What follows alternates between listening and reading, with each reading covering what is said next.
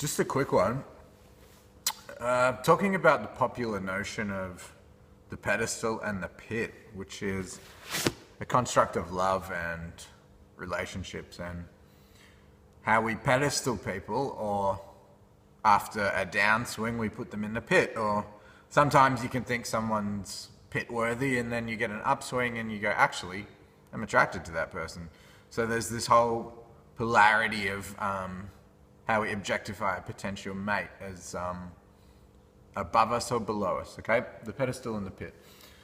So what's commonly known as infatuation can sometimes be mistaken for love when you're obsessed with someone. You're absolutely obsessed. You do anything for them. You get into this bargaining thing, trying to figure out what pushes their buttons in the right way, which is cool, especially for sexual encounters, is trying to figure out what works for them as well, and like getting them to guide you through that by creating a safe space for that. But in this infatuation realm, what's actually happening is you're using that person to mirror, to question your self-worth, and to get a self-confidence boost from them, like validating or giving you attention, all right? So you're sort of hassling them to get you to feel better about yourself, all right? And that's because you've pedestaled them as better than you and the answer to all your problems, right? So in harassing them to validate you and give you more self-confidence, you can scare them off, all right? It's very common. So we need to be aware of that. Now, I'm not saying that, getting validation and attention is unhealthy. It's just, if it's a desperate attempt to fulfill your own self-confidence, you might scare them, and it's like, it's never really going to be enough. And it doesn't really matter who stands in front of you, because if your self-worth's still under question, you're going to just keep projecting that stuff on them and trying to get someone else to fix that internal problem.